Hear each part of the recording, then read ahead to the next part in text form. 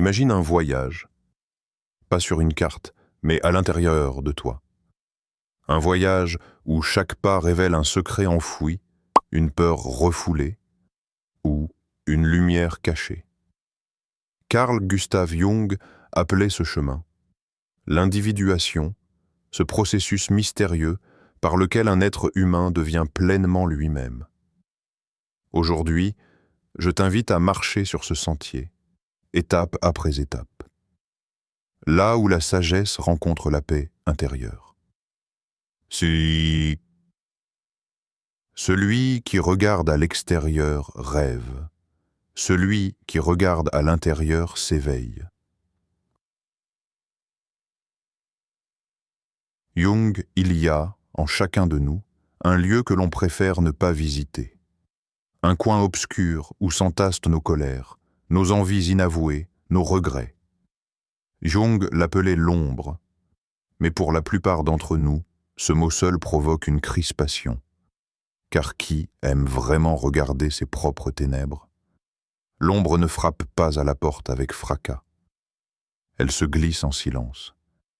Elle prend la forme d'une jalousie que l'on nie, d'une peur que l'on cache derrière un sourire, d'un désir que l'on étouffe parce qu'il ne correspond pas à l'image que l'on veut donner au monde. Et pourtant, cette ombre, si nous avons le courage de l'affronter, devient une source incroyable de force. Les anciens soufis racontent une histoire. Un homme rêvait chaque nuit d'une créature terrible qui le poursuivait dans les ruelles sombres de son sommeil. Il courait, suffoquait, se réveillait trempé de sueur. Mais une nuit, las de fuir, il s'arrêta. Il se retourna pour faire face à cette bête. Et là, il vit, non pas un monstre, mais un cheval noir, immense, aux yeux brillants, qui piaffait d'impatience. Il comprit alors que ce qu'il fuyait n'était pas sa destruction, mais sa propre puissance indomptée. Ce cheval, il devait apprendre à le monter. Nous sommes exactement comme cet homme. Tant que nous refusons de voir nos ombres, elles nous poursuivent. Elles s'expriment à travers des colères soudaines, des angoisses sans nom, des jugements trop rapides. Mais le jour où nous décidons d'arrêter la course, de nous retourner, quelque chose change. Nous découvrons que derrière la peur se cache un élan vital. Un proverbe africain dit « Le lion que tu refuses de voir la nuit rugira plus fort dans tes rêves. » Et c'est vrai. Tout ce que nous n'acceptons pas en nous finit par réclamer sa place. L'ombre n'est pas un ennemi. Elle est une partie oubliée de nous-mêmes qui frappe à la porte. Le stoïcien Sénèque disait « L'homme courageux n'est pas celui qui n'a pas peur, mais celui qui connaît sa peur et l'apprivoise. » Voilà le véritable travail. Ne pas chercher à effacer nos zones sombres, mais les apprivoiser. Car l'ombre contient aussi des trésors. Derrière une colère peut se cacher la passion pour la justice. Derrière une jalousie, un désir d'aimer plus intensément. Derrière une peur, l'envie secrète de créer, d'oser, de vivre autrement. Tout ce que nous repoussons finit par se transformer en énergie brute. Mais cette énergie, comme le cheval noir du conte, ne devient utile que si nous apprenons à la guider. Imagine un instant. Et si tout ce qui te faisait honte, tout ce que tu rejettes de toi, n'était pas un fardeau, mais un appel? Un appel à t'élargir, à devenir plus vaste que ton image idéale. L'ombre, c'est ce pont vers ta force cachée. Elle attend, silencieuse, que tu oses enfin lui tendre la main. Il y a en nous une mer invisible. Ces vagues ne se voient pas, mais elles nous portent, nous agitent, nous égarent parfois. Cette mer, Jung l'appelait l'inconscient. Nous croyons vivre guidés uniquement par nos pensées, par nos choix conscients, mais en vérité, la plus grande partie de notre vie se joue dans ces profondeurs cachées. Chaque nuit, lorsque nos yeux se ferment, l'inconscient s'ouvre et se met à parler. Il parle en images, en symboles, en rêves étranges. Un arbre qui brûle, une maison sans porte, un enfant qui nous tend la main.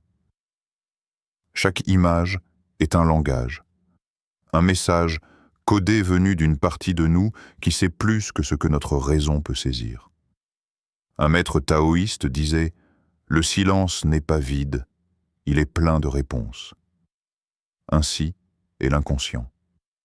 On croit qu'il est obscur, mais il contient la lumière de nos vérités les plus profondes. Il y a aussi les synchronicités, ces coïncidences étranges qui semblent nous suivre. Tu penses à un ami perdu de vue, et le téléphone sonne. Tu te poses une question et soudain un mot, sur une affiche, semble être la réponse. Jung voyait dans ces moments le langage discret de l'inconscient, comme si le monde extérieur devenait le miroir de ce qui vit en nous. Pourtant, la plupart du temps, nous vivons sourds à ces murmures. Nous marchons dans le bruit, obsédés par le futur, distraits par le quotidien. Nous ne remarquons plus les signes. Nous avons oublié d'écouter cette voix souterraine qui nous guide. Un proverbe chinois nous le rappelle. Quand le vent ne souffle pas, même l'herbe ne bouge pas. Rien ne peut véritablement se transformer en nous si nous n'apprenons pas à tendre l'oreille à ces mouvements intérieurs. Imagine-toi au bord d'un lac. L'éau est troublé par les vagues, tu ne vois que des reflets brisés. Mais si tu attends, si tu te poses, le vent tombe, l'eau devient claire, et tu peux voir le fond. L'inconscient fonctionne de la même manière. Il ne se révèle qu'à ceux qui savent en ralentir, respirer, accueillir. Les stoïciens eux-mêmes, pourtant si rationnels, enseignaient l'importance de l'observation intérieure. Marc Aurèle écrivait dans ses Pensées pour moi-même. Creuse au-dedans, c'est en toi qu'est la source du bien, et elle peut jaillir toujours si tu creuses toujours. Dialoguer avec l'inconscient, c'est cela. Apprendre à se taire, à regarder ses rêves, à remarquer les coïncidences, à méditer sur les symboles, c'est accepter qu'une sagesse plus vaste que notre raison nous habite. Et peu à peu, à force d'écouter cette mère intérieure, nous découvrons que nous ne sommes pas seulement ce que nous croyons être. Nous sommes bien plus vastes, bien plus profonds. L'inconscient, loin d'être une menace, devient alors un compagnon silencieux qui nous guide, si nous avons la patience de tendre l'oreille à ses secrets. Depuis les origines, l'humanité raconte des histoires. Ces récits traversent les siècles, se répètent sous 1000 formes. Des dieux grecs aux héros modernes, des contes africains aux légendes nordiques. Et pourtant, derrière cette diversité, les mêmes figures apparaissent comme si elles venaient d'un même feu sacré. Jung les appelait les archétypes, le sage, le guerrier, l'enfant, l'amant, l'héroïne. Ce sont les visages éternels de l'âme humaine. Ils ne sont pas seulement dans les mythes, ils vivent en nous. Chacun de nous porte un guerrier qui veut lutter, un enfant qui veut jouer, un sage qui veut comprendre, un amant qui veut s'abandonner. Mais souvent, nous ignorons leur présence. Alors, ces forces intérieures prennent le pouvoir en secret. Le guerrier se transforme en colère incontrôlée, l'amant en dépendance, le sage en arrogance. C'est seulement lorsque nous acceptons de les reconnaître que nous pouvons les incarner dans leur lumière. Écoute le mythe de Persée. On dit qu'Athéna, déesse de la sagesse, lui donna un miroir poli pour affronter Méduse. Car regarder directement la Gorgone, c'était être pétrifié. Seul le miroir permettait de voir sans être détruit. Ainsi sont les archétypes. Si nous les affrontons sans conscience, ils nous figent dans des rôles rigides. Mais si nous les contemplons comme dans un miroir, ils deviennent des alliés puissants. Un proverbe amérindien dit « À l'intérieur de moi, deux loups se battent. L'un est colère, l'autre est amour. Lequel vaincra? Celui que je nourris. » Les archétypes sont comme ces loups. Ils ne cherchent pas à être détruits, mais à être intégrés, équilibrés. Imagine-toi comme un voyageur au cœur d'un temple ancien. Dans chaque salle, une figure t'attend. Dans la première, le guerrier, armé et prêt à protéger. Dans la seconde, l'enfant, rieur, porteur d'innocence. Plus loin, l'amant, qui t'invite à la vulnérabilité. Et enfin, le sage, qui ne dit rien, mais dont le silence contient toutes les réponses. Chacune de ces figures n'est pas extérieure à toi. Elles sont les éclats de ton propre être. Mais la confrontation n'est pas simple. Car accueillir un archétype, c'est aussi accepter ce qu'il exige. Le guerrier demande discipline, l'amant demande abandon, l'enfant demande confiance, le sage demande patience. Nous ne pouvons pas les invoquer sans être prêts à les honorer. Les stoïciens savaient déjà cela. Épictète disait « N'attends pas que les événements arrivent comme tu le souhaites, décide de vouloir ce qui arrive, et tu seras heureux. » Chaque archétype en nous est un événement intérieur. Vouloir les ignorer, c'est refuser sa propre richesse. Les accueillir, c'est entrer dans une danse plus vaste que soi. Les archétypes ne sont pas des fantômes figés. Ce sont des guides, des éclairs de lumière qui éclairent nos ténèbres. Lorsque nous leur faisons face, nous découvrons que nous ne sommes pas seuls à marcher. Toute l'humanité, à travers ces mythes, marche avec nous. En chacun de nous, deux souffles se croisent. Le premier est ferme, droit comme une épée, ancré dans la logique et l'action.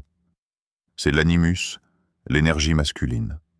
Le second est souple, fluide comme l'eau qui contourne les pierres, porté par l'intuition et la sensibilité.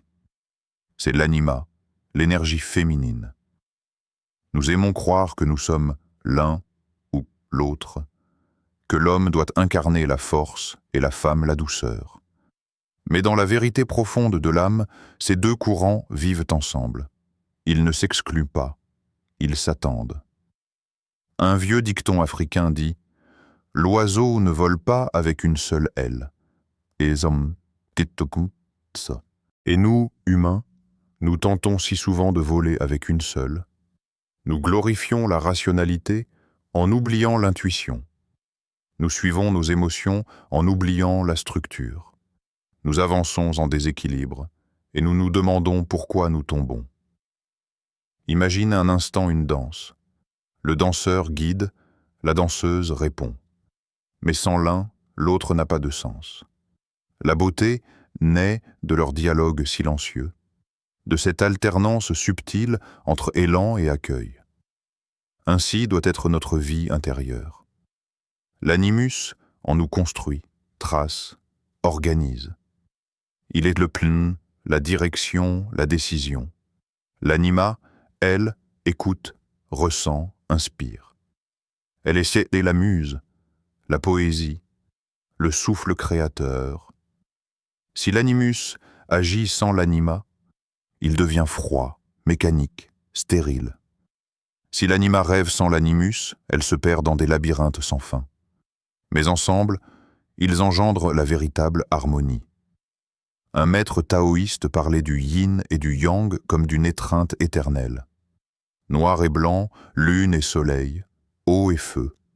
Aucun ne détruit l'autre, aucun ne l'écrase. Ils se complètent. C'est la même loi qui vit en nous. Un proverbe persan dit « La force sans douceur est tyrannie, la douceur sans force est impuissance ». Nous avons besoin des deux, tissés ensemble pour marcher droit et souple à la fois. Les stoïciens eux-mêmes, que l'on imagine si rigides, savaient l'importance de l'équilibre. Sénèque écrivait « La colère est une folie brève ». Et derrière ces mots, on comprend. La force doit être tempérée par la clarté, la raison par le cœur. Dans nos relations, cet équilibre se reflète aussi. Combien de conflits naissent parce que nous laissons dominer une énergie sur l'autre. Trop de rigidité étouffe, trop d'émotivité noie, mais quand la structure accueille la sensibilité et que la sensibilité inspire la structure, alors une relation devient un espace sacré. Écoute en toi. Dans quel sens l'oiseau penche-t-il? Voles-tu trop du côté de l'action, sans écouter ton cœur? Ou te perces-tu dans les émotions, sans donner de direction à ton élan? Chaque fois que tu réalises ce déséquilibre, c'est une invitation à la danse intérieure.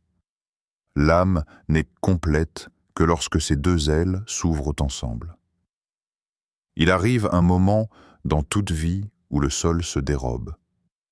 Un instant où les certitudes se fissurent, où les repères disparaissent. Jung appelait cela la nuit obscure de l'âme. On ne la choisit pas. Elle s'impose. Elle nous arrache à ce que nous pensions être et nous jette dans une obscurité que nous ne comprenons pas. C'est la perte d'un être aimé. C'est l'échec qui brise notre fierté. C'est le doute qui ronge jusqu'à la moelle de nos convictions. C'est ce vide intérieur qui nous saisit quand tout, à l'extérieur, semble pourtant en ordre. Dans ces moments, la vie devient un désert. Les couleurs s'effacent, on avance, mais chaque pas est lourd. Chaque souffle ressemble à une lutte. Un maître zen enseignait, le lotus pousse dans la boue. Et c'est là toute la vérité. Sans cette boue, sans ce marécage intérieur, il n'y a pas de floraison. L'épreuve n'est pas un accident. Elle est une matrice. Dans les mythes anciens, les héros descendaient toujours dans les enfers avant de renaître. Orphée, cherchant Eurydice, Héraclès, affrontant Cerbère. Même le Christ, dans la tradition chrétienne, traversa 3 jours de mort avant la résurrection. Ces récits ne sont pas seulement des histoires, ils sont des miroirs. Car chacun de nous, à un moment, doit traverser son propre enfer. Le stoïcien Épictète disait « Les difficultés révèlent ce que nous sommes. » Et c'est vrai, l'épreuve n'invente rien. Elle met en lumière. Elle dénude. Elle arrache les masques. Elle montre ce qui, en nous, est fragile, mais aussi ce qui est indestructible. Au cœur de la nuit obscure, l'esprit se débat. On cherche des réponses, mais elles se dérobent. On frappe aux portes, mais elles restent closes. Et soudain, quand toute lutte devient vaine, quand il n'y a plus rien à quoi se raccrocher, un silence se fait. Et dans ce silence, une étincelle apparaît. Petite, fragile, presque invisible, mais elle brille. Elle brille parce qu'elle n'a pas besoin de conditions extérieures. Elle vient du dedans. Un proverbe japonais dit « Tomber 7 fois, se relever 8 ». La vraie force n'est pas d'éviter la chute, mais de renaître à chaque fois. Et cette renaissance, la plus profonde, ne naît pas dans la lumière confortable, mais dans les ténèbres oppressantes. Alors, si tu traverses une tempête, souviens-toi. La boue n'est pas la fin, mais le commencement. Le lotus dort encore, invisible, au fond des eaux troubles. Mais un jour, il percera la surface et s'ouvrira au soleil, éclatant, immaculé. Il y a une étrange habitude dans nos vies. Nous passons des années à construire des façades, des identités soigneusement assemblées, des rôles répétés comme sur une scène de théâtre. Nous nous présentons comme forts, indépendants, généreux, sages, et derrière ces mots, nous cachons souvent nos doutes, nos fragilités, nos élans bruts. Nous nous attachons à une image de nous-mêmes, comme un masque que l'on refuse d'enlever. Mais vient un moment où ce masque nous étouffe. Nous avons beau sourire, quelque chose sonne faux. Nous avons beau réussir, quelque chose reste vide. Nous sentons confusément que cette identité que nous protégeons avec tant d'énergie n'est qu'une illusion. Le philosophe stoïcien Épictète disait « Ce qui trouble les hommes, ce ne sont pas les choses, mais les jugements qu'ils portent sur elles. » Et si ce qui nous troublait le plus n'était pas la vie elle-même, mais l'histoire que nous racontons à propos de nous-mêmes? Cette histoire fabriquée pour plaire, pour être reconnue, pour correspondre aux attentes. Abandonner les illusions ne veut pas dire tout perdre. Cela veut dire se délester. Comme un voyageur qui comprend qu'il ne peut plus continuer son chemin avec une valise trop lourde. Alors, il s'assoit, ouvre la valise et regarde ce qui est vraiment nécessaire. Tout le reste, il le laisse derrière lui. Un proverbe bouddhiste dit « L'attachement est la racine de la souffrance ». Nous souffrons parce que nous nous accrochons à des images qui ne sont pas nous. Nous souffrons parce que nous défendons des identités qui ne nous appartiennent pas vraiment. Imagine un masque de carnaval, magnifique, coloré, brillant sous les lumières. Au début, il amuse. Mais si tu le portes trop longtemps, il finit par coller à ta peau, t'empêcher de respirer. Le lâcher-prise, c'est avoir le courage d'ôter ce masque, même si l'on craint d'être vu à nu. Alors surgit une vérité simple. Nous ne sommes pas nos rôles, pas seulement l'étudiant, le travailleur, le parent, l'ami. Nous sommes un être plus vaste, plus mystérieux que toutes ces étiquettes. Et cette vérité ne demande pas d'effort. Elle se révèle lorsque nous cessons de prétendre. Marc Aurèle, l'empereur stoïcien, écrivait dans son journal intime « Ne perds plus de temps à discuter de ce que doit être un homme bon.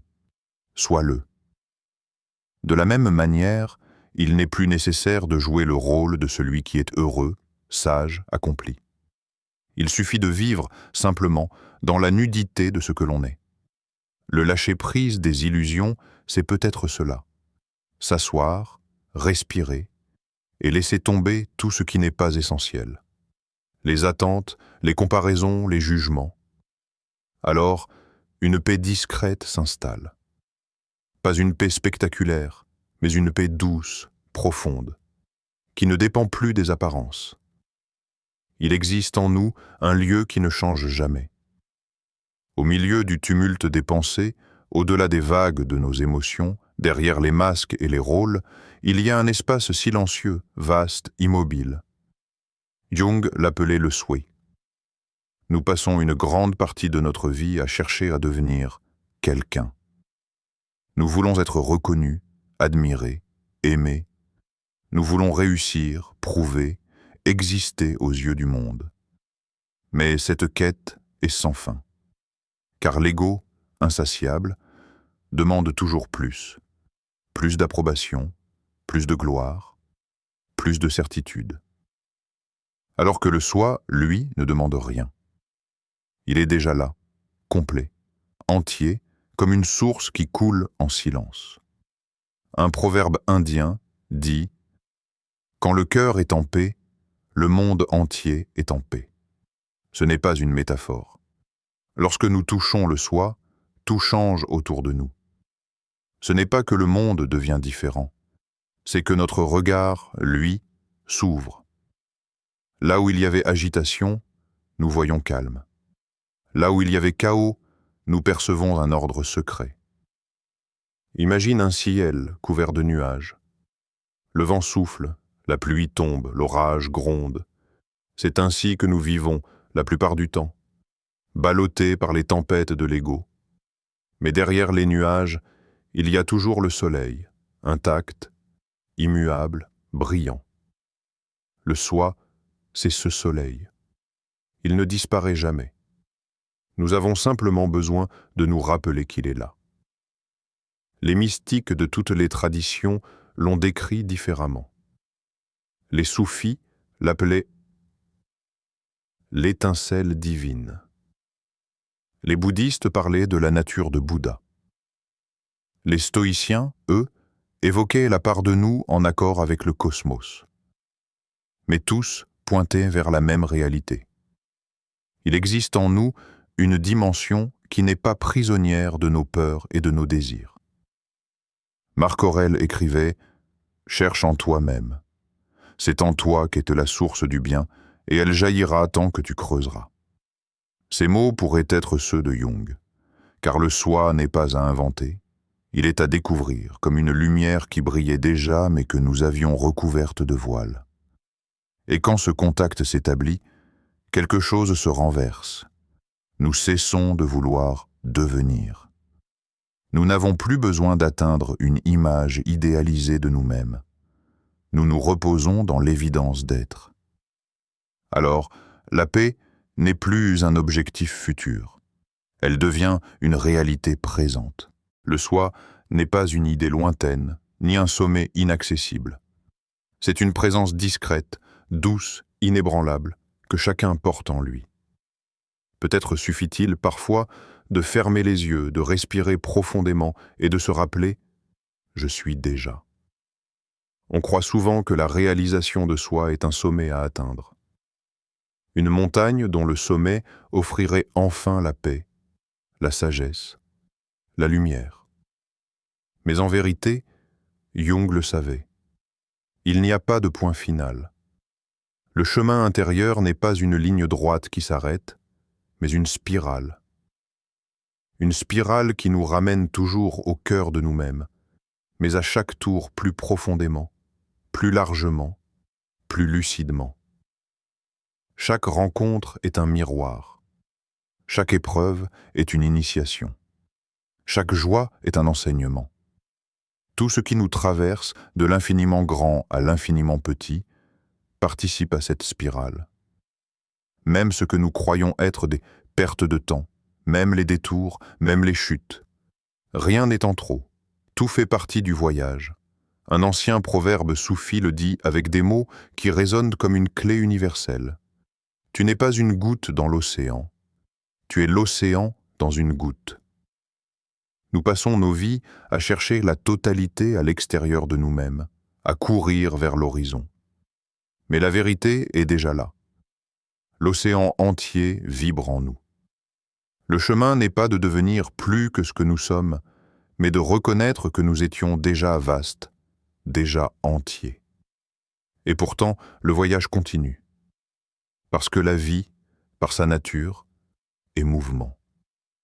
Parce que chaque souffle, chaque matin, chaque nuit, renouvelle ce que nous pensions avoir compris. Aujourd'hui, tu crois avoir trouvé ta voie. Demain, un nouvel appel surgira. Aujourd'hui, tu crois avoir atteint la paix. Demain, une épreuve t'invitera à descendre plus profond encore. Le voyage est sans fin, et c'est cela sa beauté. Un proverbe africain dit « Celui qui apprend cesse d'être vieux ». Car tant que nous cheminons, tant que nous accueillons chaque étape comme une initiation, nous restons vivants, vibrants, reliés. Alors, la question n'est pas « Quand serais-je arrivé ?» La vraie question est « Comment puis-je marcher aujourd'hui avec conscience, avec ouverture, avec cœur ?» Et toi, où en es-tu dans ton voyage intérieur? Es-tu au seuil d'une épreuve, au cœur d'une transformation, dans la clarté d'un nouveau commencement, ou peut-être dans ce moment fragile où l'on ne sait plus, où tout semble suspendu? Peu importe où tu te trouves, chaque étape est sacrée. Le chemin n'appartient pas aux autres, il est le tien. Unique, singulier, irremplaçable. Et pourtant, dans cette singularité, nous nous retrouvons tous. Car chaque histoire de voyage intérieur résonne avec celle d'un autre. Le voyage continue. Et il continuera tant que tu respires, tant que tu oses regarder en toi, tant que tu choisis de marcher encore. Si ce voyage intérieur t'a inspiré, je t'invite à rejoindre notre communauté en t'abonnant à The Essence of Life. Là où chaque histoire est une clé, et chaque clé une porte vers plus de sagesse, de paix et de lumière.